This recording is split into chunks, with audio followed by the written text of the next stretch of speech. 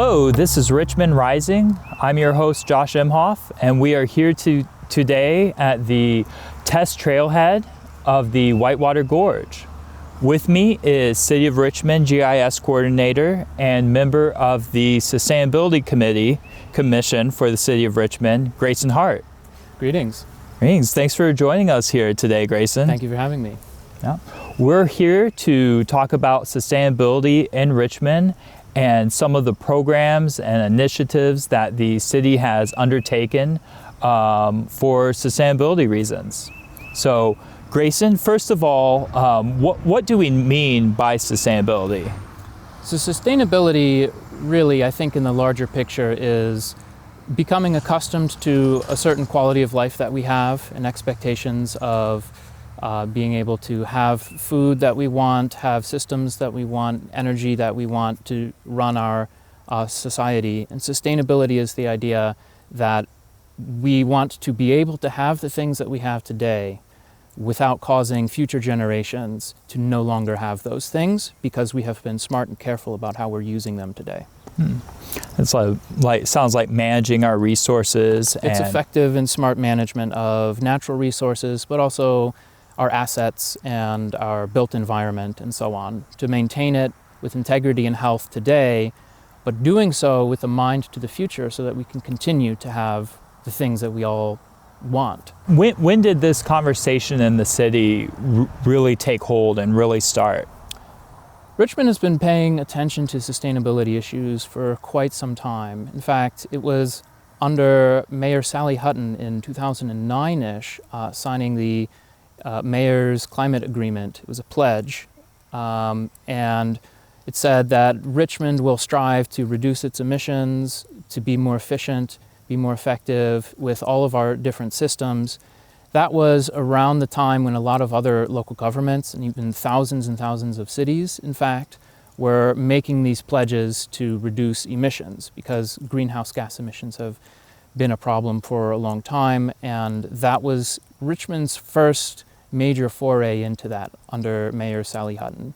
That was around 2009-ish. And in 2012, Richmond actually formed its Environmental Sustainability Commission. And the purpose of the commission is to preserve natural resources for the residents of Richmond today and into the future, build a healthy environment for people to live in, and increase energy efficiency and other elements for proper and effective governance of the city. And how does the commission accomplish that? Is it like an advisory to different departments and council, or what sort of work is the commission doing to meet those goals?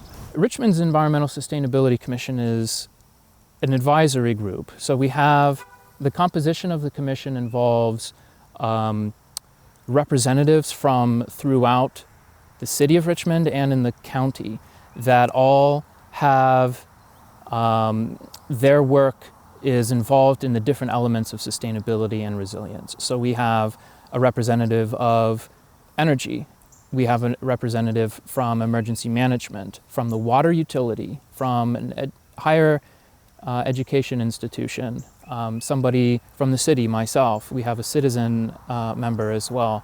And all of these, and a representative from one of the largest manufacturing companies in town as well. And that runs the gamut of all of the different types of things that we care about and want to maintain for quality of life in a city. What it means is the members of the commission all have their various expertises and viewpoints and perspectives to help inform different elements of what's going on in the city. And we are a body that can provide input and feedback on certain elements of regular city procedures. But in my mind, having looked at sustainability commissions in Richmond and elsewhere, the main chief goal that it has performed, the chief way it supports sustainability in Richmond presently, is by providing capacity to do sustainability programming that doesn't exist necessarily within Richmond at this time. So the purpose of these commissions in many cases is to fill gaps in the city where it can. This is manifested in pursuing a lot of different grant opportunities and overseeing those and bringing them into the city, and then having those grant programs play out through the city. So grant programs like Richmond was one of the first clean communities in the state, and the Sustainability Commission helped play a role in that. Yeah. So could you describe that? Yeah, the Clean Community Program, we had an initial run of it in 2010, 2011, 2012-ish, and that focused on reducing the waste going to landfills from the city buildings. So there was a heavy emphasis on recycling of paper and metals and other things from the city building in that time. And that's the Clean Community Program through the Indiana Department of Environmental Management. That program has ended and has been revamped. So it was very difficult for cities to maintain and keep up in a voluntary program with the reporting requirements that IDEM required at the time. And so a few years ago, in 2020, 2021, actually, IDEM said, we want to give this another try and revamp the program. And the City of Richmond's Environmental Sustainability Commission had an eye out for that and said, we would like to be one of these entities. And so Richmond has been a pilot program in the new Clean Communities program for the last 2 years, and actually earlier this year became a silver certified clean community. So we actually got awarded for work on 6 different projects, a couple of other ones we'll talk today about, but a greenhouse gas inventory, a climate action plan, the Tox Away Days from the solid waste district, and the community orchard at Mary Scott Community Orchard, and a couple of other things were enough for us to qualify to obtain a voluntary silver certification in a environmental recognition program. And that's through Clean Communities. And we actually had an intern provided to us through the Environmental Resilience Institute's McKinney Climate Fellows program. And that's another element we can talk about, is the Environmental Resilience Institute and how they have helped Richmond and the Sustainability Commission throughout the years. That's great. So the state's IDEM awarded us the silver award. That's right. We're on the right track. Not every community in the state has met those goals. That's right. It's really exciting. It's exciting. It's an achievement. Because it's a pilot program, the announcement and social media announcements of the certification, they're still figuring out how to do that through IDEM, of how do we want to make these announcements. That is to say, Richmond is, I believe, the first or one of the first to obtain certification in this new program. So announcement and publication more broadly of that news is forthcoming. That's great. That's just something else that sets us apart, with our other peer cities in the state. It does. We're actually on the way towards gold certification, indeed. We needed 6 for silver and 12 for gold. We qualified for enough for silver, but not quite for gold. So through the Environmental Sustainability Commission, we can continue making progress on that. One of the key pieces of the revamped program is that it's voluntary, and it progresses as cities are able to make progress on these issues on their own timelines, which is very helpful for Richmond. And one of the items that the city has worked on to meet that certification is the greenhouse gas inventory. Could you describe what exactly is a greenhouse gas inventory? Sure. So there's a saying that I think is important. It's what gets measured gets managed.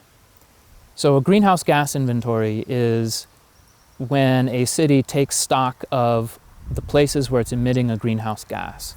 So a greenhouse gas, going back to some of the basics, are mostly carbon dioxide, but also methane and some other gases of that sort that have warming potential in the atmosphere when they're released. And effectively everything produces greenhouse gases. Not everything, but many things.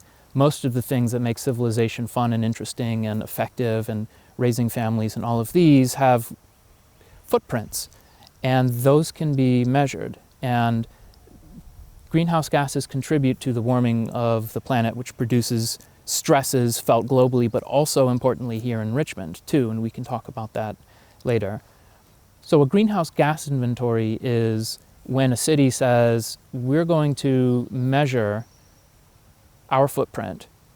We're going to look at the different sectors that we have: energy, solid waste, transportation, energy distribution.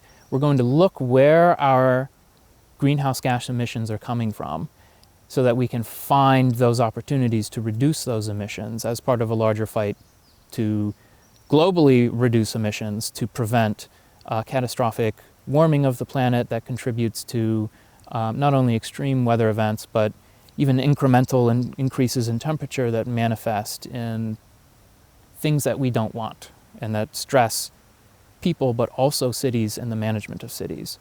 So the greenhouse gas inventory was part of a larger project that the Richmond Environmental Sustainability Commission, through their direction and attentiveness to sustainability opportunities that could benefit the city of Richmond, we got connected with Indiana University's Environmental Resilience Institute.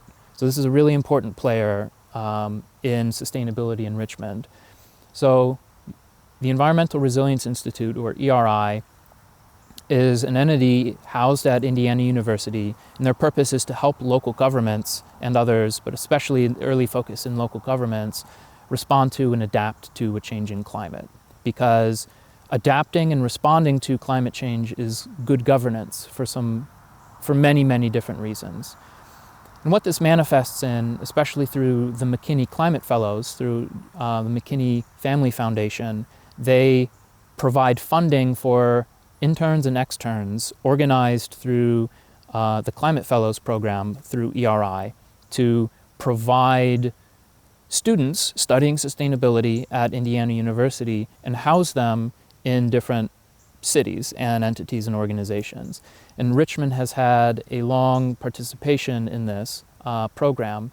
We started with the Resilience cohort in 2019 as one of 14 cities in Indiana to sign up for that, which meant that from ERI, they filtered into the city of Richmond a lot of programming and support and technical assistance and help. So this is really helpful for the city of Richmond to get this free expertise from Indiana University, and also the capacity to work on some of these projects and programs too, building sustainability workforce through the education and partnership with interns. Coming back to the greenhouse gas inventory, in 2019, 2020 or so, Richmond started inventorying all of the emissions in the city and did this in partnership and help through ERI, but also with the assistance of one of the McKinney Climate Fellows at that time. And so the greenhouse gas inventory that we have, you can find it on the city's webpage, navigating through there. Richmond per person is producing, it's the per capita emissions. It was something like 23.5 tons of carbon dioxide per person per year, which is well above the average at the time, which means that there's a lot of opportunity for us to reduce our emissions. One of the major purposes of a greenhouse gas inventory is to find out where they're coming from. And more than 4/5 of all of the greenhouse gas emissions were coming from the electricity sector in Richmond. So it was about 82% of that. Almost all of that due to electricity. About 80% of that is due to electricity generation. And so this helps to inform us about, if we want to reduce our emissions, how do we do that? Where can we be most effective about that? What gets measured gets managed. Because we, as all cities do, want to be responsible with the expenditure of our finite resources towards making high impact programs, high impact processes for high return on investment items. So if we have a finite amount of resources to spend on certain things, where do we focus it on? And the greenhouse gas inventory is what helped us understand, for mitigation, how we can reduce emissions. And by mitigation, I mean reducing the greenhouse gas emissions specifically. So now that it's measured, we can manage it, like you said. That's right. One of the ways we're managing it is by the use of more solar electric here in the city. I know the city has recently made it easier for people to install solar. That's right. In their house. How can you talk a little bit about that? I'd love to. Yeah. So this is also another exciting, also a silver designation that the City of Richmond has acquired recently. This would have been a year ago, in fact. So there's a nationwide program called SolSmart, SolSmart. And what SolSmart does is provides more of this technical assistance to local governments to reduce the barriers of entry, to make it as easy as possible for people to install solar panels. Because there's a lot of regulatory dead weight in some cases in certain cities. That is, cities have different regulations, different permitting processes, different building codes, different zoning processes. And some of these manifest in making it unnecessarily difficult for homeowners or businesses to install solar panels on their property, photovoltaic systems.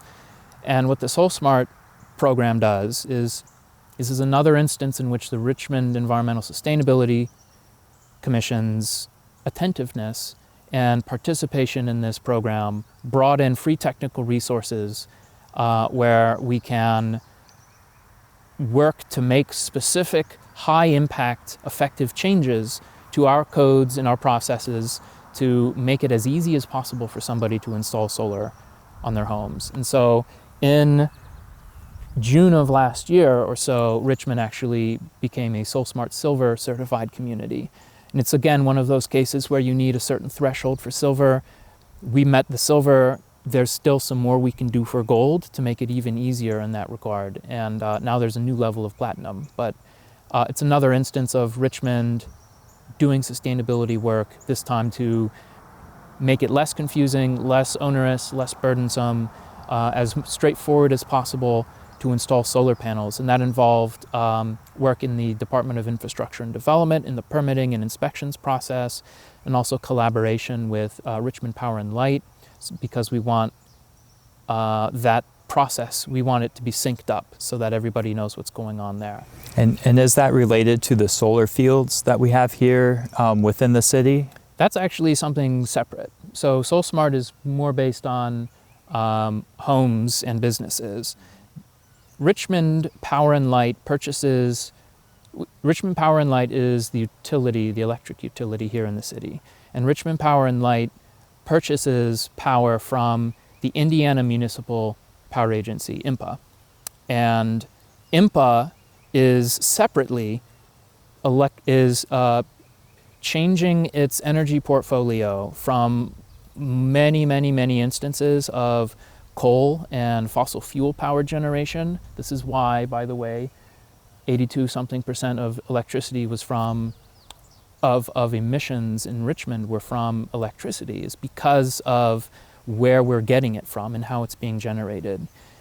It's different for the solar panels being built in the different solar parks. There's 7, there's going to be an 8th. There's more progress all the time on the solar panels, the solar parks being built in Richmond.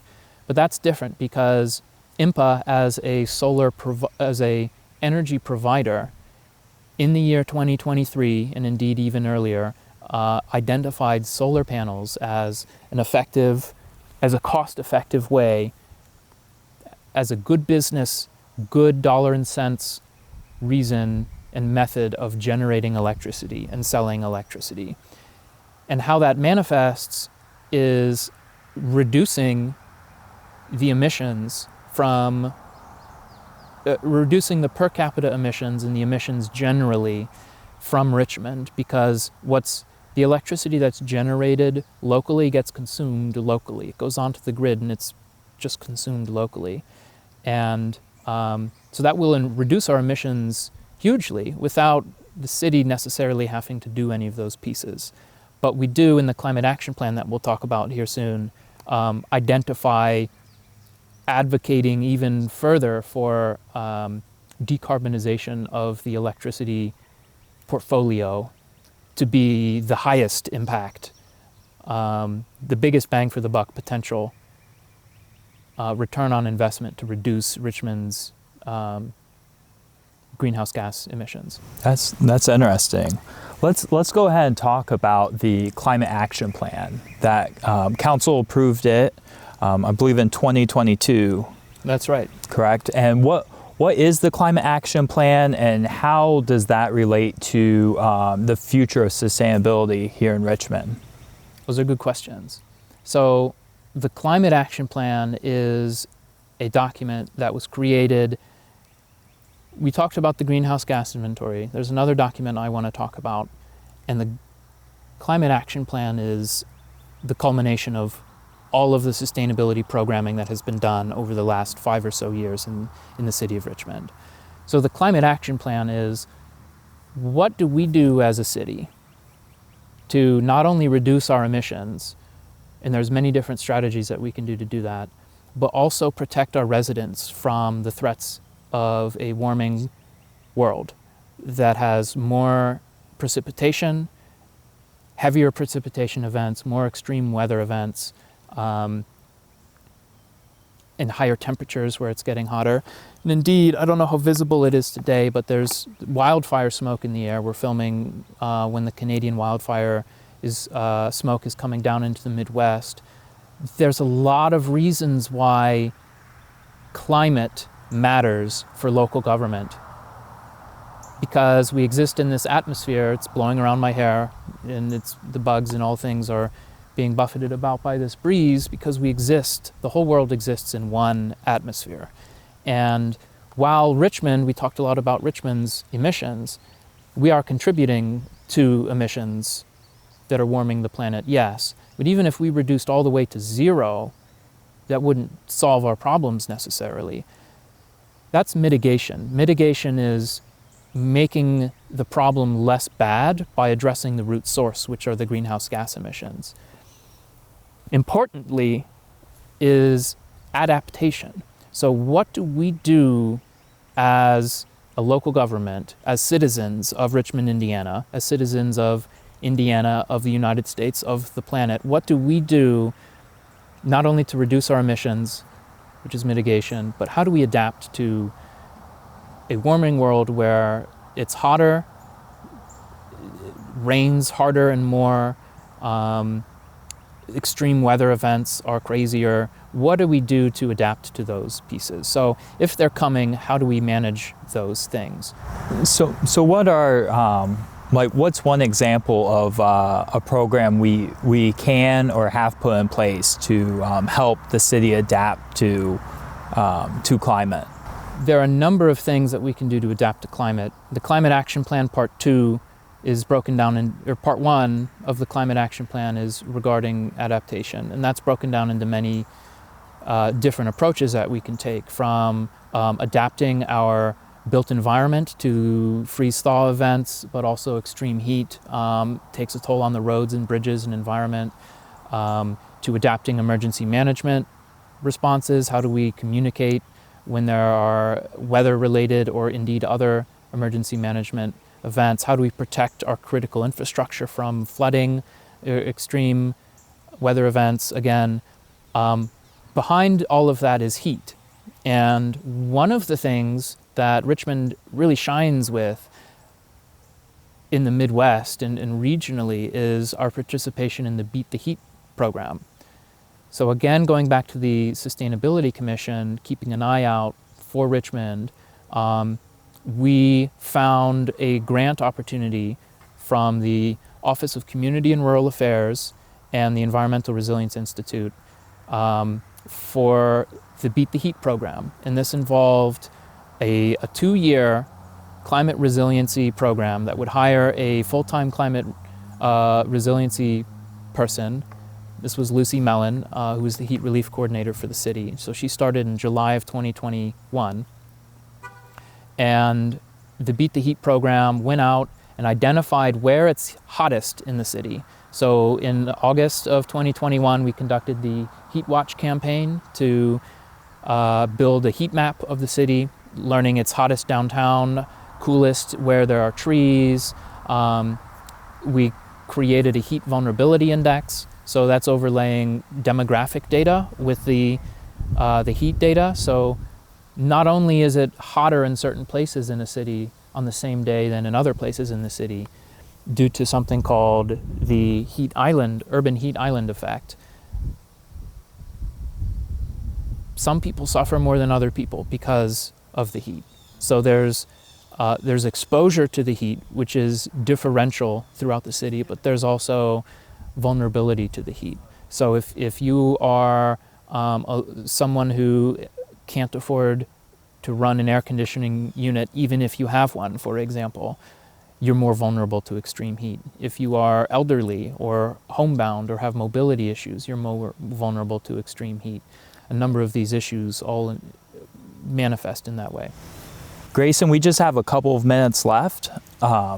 I was wondering if people are interested in sustainability in Richmond, learning more, or perhaps helping the commission and helping the city achieve some of these goals. What steps can they take to learn more or join you guys and help with this important project? Sure. So the Environmental Sustainability Commission meets every third Wednesday of the month at 12:30 p.m. At the Hutton Room in the City Building. And you can, if you're able to make it, you can come and talk to us there. You could also contact me or any of the members of the commission to get involved with sustainability issues. I would look up sustainability in Richmond on the city's webpage. We're making improvements to that as well, trying to make improvements, and just get involved. Talk to your local government, talk to your council members. If you think sustainability and climate action is important in Richmond, I would say get involved. Let your council people know. Great. Well, thanks for joining us today to talk about sustainability in Richmond and all of the great work you and the other commissioners have done. And this has been Richmond Rising here at the beautiful Gorge, and I'm your host, Josh Imhoff.